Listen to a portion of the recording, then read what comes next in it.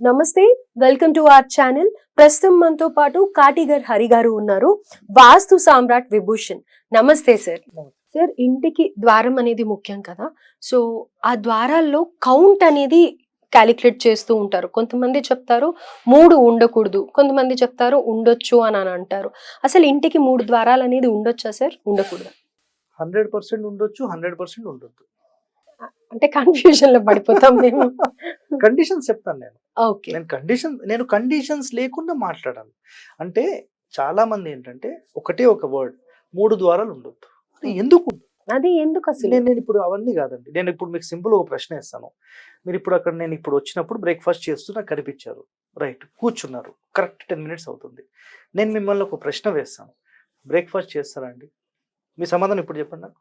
ఇప్పుడే కదా చేశాను. అది నాకు చెప్పగలను, చేస్తారా చేయరా? చేయను అని చెప్పేసి. రైట్, క్లియర్ కదా. ఒక 2-3 hours తర్వాత భోజనం చేస్తారా అని అడిగి, పోనీ అప్పుడు మళ్ళీ బ్రేక్ఫాస్ట్ అడుగుతాను, బ్రేక్ఫాస్ట్ చేస్తారా అండి? చేయను అని చెప్తాను, ఎందుకంటే లంచ్ టైం. లంచ్ టైంలోనే అనుకుందాం, ఇంకే మీకు తిందాం అనిపించింది బ్రేక్ఫాస్టే, సరే టిఫిన్ చేస్తారా అండి? చేస్తా.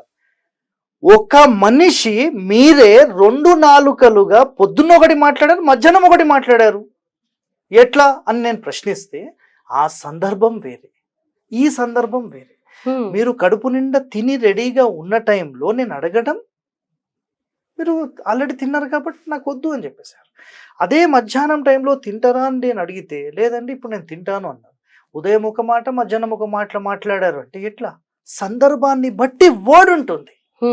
ఇక్కడ నేను చెప్పేదానికి ఒక అంతరార్థం ఏంటంటే, ఒక శరీరం మొత్తానికి నాభీస్థానం ఉంటుంది కదా, నాభీస్థానం అదే విధంగా ఒక ఇంటి మొత్తానికి మనం ఇంటూ లాగా చేసినప్పుడు, ఫర్ ఎగ్జాంపుల్ ఈ ఫోన్ తీసుకుందాం, ఈ మొత్తాన్ని మీరు అబ్జర్వ్ చేస్తే ఇక్కడి నుండి ఇక్కడికి, ఇక్కడి నుండి ఇక్కడికి ఈ సెంటర్ ఆఫ్ ద పాయింట్ ఉంటుంది కదా, కరెక్ట్ ఈ సెంటర్ ఆఫ్ ద పాయింట్ నాభి పాయింట్ అంటారు, నాభి స్థానం అంటారు. ఒక ఎగ్జాంపుల్ నేను చెప్తాను. ఒక పిల్లవాడిని మామూలుగా మనం ప్రేమగా ఎత్తుకుంటాము, మామూలు తిరుగుతుంటాము, మామూలు మోకాళ్ళ మీద కూర్చోబెడతాం. ఎప్పుడైనా పడుకున్నప్పుడు మన పొట్ట మీద కూర్చోబెట్టుకుంటే ఎట్లా ఉంటుంది? హెవీగా అనిపిస్తుంది. చెస్ట్ మీద కూర్చోబెట్టుకోవచ్చు, కానీ ఈ స్టమక్ మీద కూర్చోబెట్టలేము. అలాగే ఒక ఇంటి నిర్మాణానికి సంబంధించిన నాభి స్థానం మీద ఎట్టి పరిస్థితుల్లో బరువులు పెట్టొద్దు. ఓకే. సో ఇప్పుడు ఇంకా డెప్త్లోకి వెళ్తే, ఒక మనిషికి ఎన్ని నర్వ్ సిస్టమ్స్ అంటే నాడులు అంటాం కదా, ఎన్ని నాడులు ఉంటాయి జనరల్గా ఒక శరీరానికి? ఐడియా ఉందా మీకు? నాకు తెలుసు. 72,000 నాడులు ఈ శరీరానికి పనిచేస్తాయి. 72,000 నాడులు. ఒక శరీరం అంటే ఒక బిడ్డ జన్మించినప్పుడు ఆ శరీరానికి తల్లి గర్భం నుంచి నాభి స్థానం నుంచే టోటల్ ఫుడ్ కానీ ఎనర్జీస్ కానీ ఆ బిడ్డకు చేరుతాయి. అలాంటి నాభి స్థానాన్ని కట్ చేసిన తర్వాత ఇది ఇక్కడికి క్లోజ్ అయిపోతుంది. సో శరీరంలో ఉండే ప్రతి నర్వ్ సిస్టమ్ కనెక్టెడ్ టు నాభి స్థానం, ఈ సెంటర్ ఆఫ్ ద పాయింట్ కి మాత్రమే కనెక్ట్ అయి ఉంటుంది. ఇప్పుడు నేను ఒక మాట చెప్తాను, నేను ఒక ఆయుర్వేదిక్ డాక్టర్ని. ఒక ప్రాబ్లం వచ్చింది, ఏదో ఒక హెల్త్ ప్రాబ్లం వచ్చింది, కేవలం స్వచ్ఛమైన పంచగవ్య ఆయుర్వేదం సంబంధించిన నెయ్యి చుక్కలు ఈ బొడ్డులో వేస్తే ఆ నర్వ్స్ అన్ని ఫ్రీ అయిపోతాయి. ఎన్నో రోగాలకు ఈ నాభి స్థానంలోనే కొన్ని ఆయిల్స్ వేస్తారు, డిఫరెంట్ టైప్స్ ఆఫ్ ఆయిల్స్ ఒక్కొక్క రోగానికి. ఆ ఆయిల్స్ వేస్తే ఆటోమేటిక్ ఈ శరీరంలో ఉండే ఆ రోగం తగ్గిపోతుంది. అలాంటి నాభి మనం బరువు పెట్టుకోలేము. సరే నేను ఇక్కడ డ్యామేజ్ చేస్తే ఏమవుతుంది? సిస్టమ్ హోల్ బాడీ అంతా ఇప్పుడు ఈ చెయ్యికి డ్యామేజ్ చేయండి ఏమీ కాదు, ఈ చెయ్యికి డ్యామేజ్ చేయండి ఏం కాదు, అంత ఏం ప్రాబ్లం లేదు. ఇది హోల్ సిస్టమ్ ని డ్యామేజ్ చేస్తుంది, రైటా? రైట్. ఇప్పుడు నేను మీకు మాట చెప్తాను.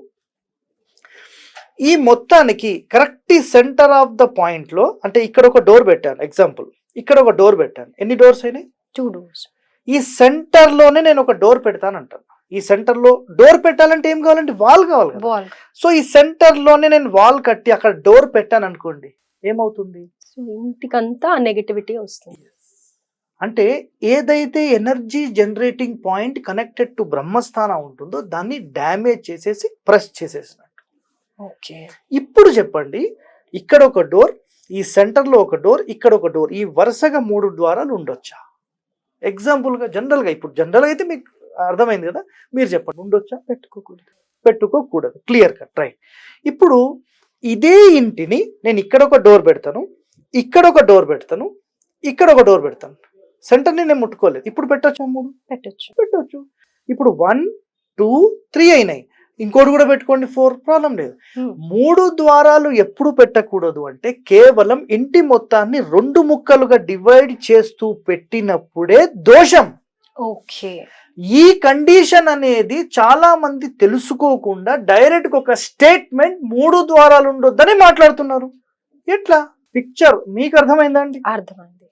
క్లియరా? మీరు కూడా వాస్తు చెప్పడం స్టార్ట్ చేస్తారు కదా, చేయొచ్చు ఈజీగా.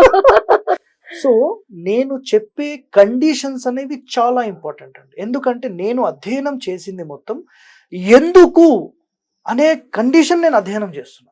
వాళ్ళు ఏంటంటే స్టేట్మెంట్ ఇస్తున్నారు, ఎందుకు చెప్పండి సార్ అంటే, అరే ఎందుక, నీకు ఎందుకయ్యా, నువ్వు గచ్చుకు చెప్పింది చేసుకోపో. ఇట్లయితే ఎట్లా? మనిషి తెలుసుకోకపోతే ఇంకెప్పుడు తెలుసుకుంటాడు? ఇప్పుడు మన పెద్దవాళ్ళు ఒక స్టేట్మెంట్ ఇచ్చారు, చిన్నవాళ్ళు స్టేట్మెంట్ ఇచ్చారు, ఇంకా అధ్యయనం ఎక్కడుంది? అధ్యయనం అనేది లేదు. ఎందుకు అనేది మనకు తెలిస్తే ఎస్ ఇప్పుడు క్లియర్ అయిపోయింది. సెంటర్లో పెట్టొద్దు, సో దాన్ని అంతరార్థం ఏంటి, పైన పెట్టుకోండి, కింద పెట్టుకోండి, నో ఇష్యూ, అయిపోయింది. సెంటర్ లో కాకుండా కొంచెం ముందరికి కానీ వెనక్కి కానీ ఎక్కడైనా పెట్టుకోవచ్చు. అంతే. 3 కాదు 4 అయినా కూడా మీరు చాలా క్లియర్ గా చెప్పారు, ఎలాంటి కన్ఫ్యూజన్స్ లేకుండా. So thank you so much. And మీరు బోర్డు మీద చెప్తే ఇంకా బాగా మాకు అర్థమవుతుంది. Thank you sir. Thank you.